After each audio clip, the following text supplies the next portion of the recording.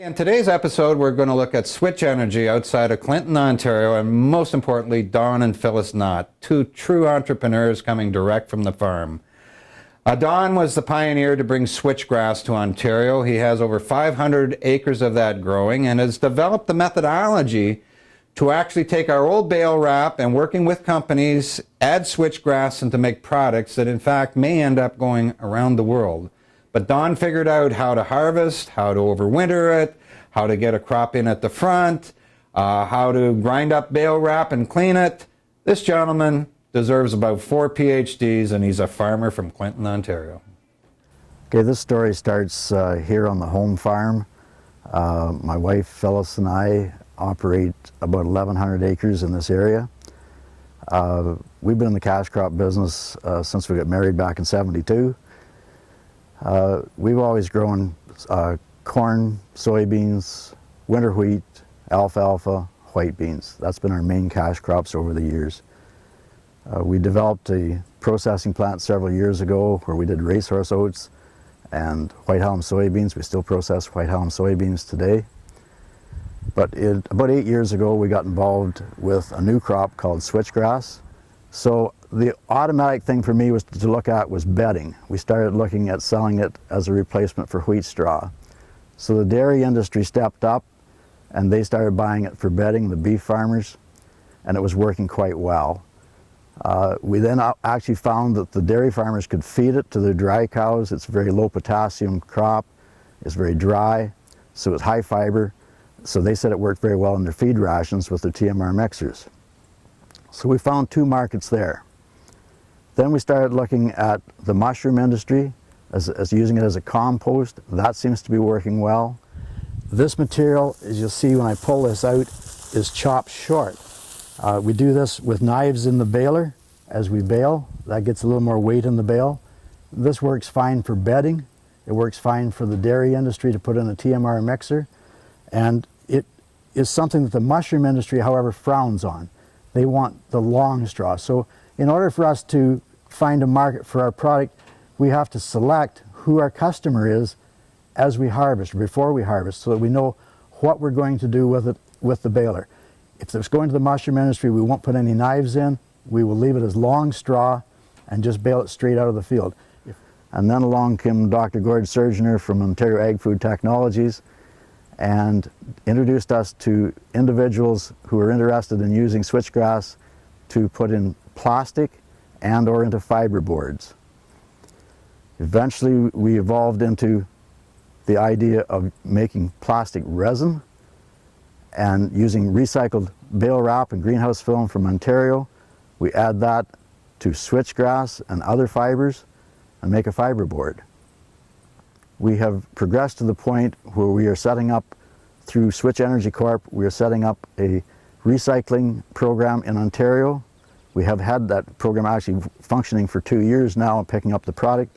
We are building our plant as we speak, and we are going to be recycling that product and make resin for all around the world to develop a replacement for the formaldehyde-based resin that they currently use in organic strand board and MDF boards.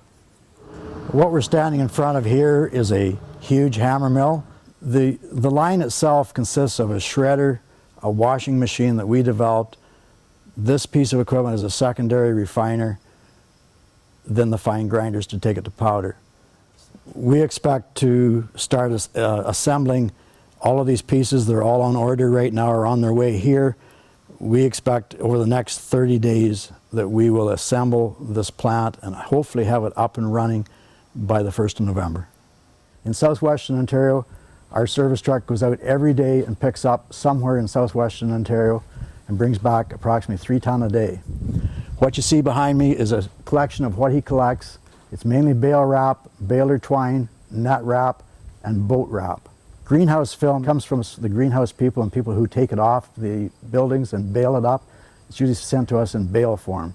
What we typically collect is what you see right here. This is a prime example of what the bale wrap looks like coming to us. This is done properly.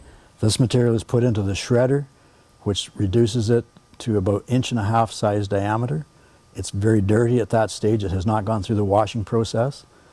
It's then fed into the washing machine, which turns it into that nice white material that I was showing you before. And from that point, it goes into the secondary refiner.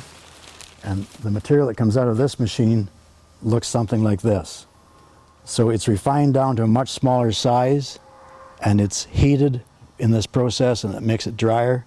And then we move it on from this process into the final refiners, which turn it into powder. Okay, what you're looking at here is a 1/2 inch thick MDF board. This board is a white pine reconstituted fiber, which produces a 50% stronger board, a much better color board, and a very environmentally friendly board, and there's no formaldehyde used in this process. We currently have 500 acres of switchgrass in production. It is one of the most environmentally friendly crops I think I've ever had anything to do with. After the initial establishment years, it takes 3 years to get switchgrass up to full production, so your first couple of establishment years you may need some chemicals to hold back the annual grasses and the broadleaf weeds. But once switchgrass gets fully established, it requires no chemicals. It only requires nitrogen, and even then it only requires a moderate amount of nitrogen. And the carbon that we sequester in it will not be released back into the atmosphere. So now we become carbon negative. We're taking carbon out of the vehicles that are driving by on the road and sequestering it in our soil and in our crop and not releasing it back to the atmosphere. So that makes this crop really stand out to me.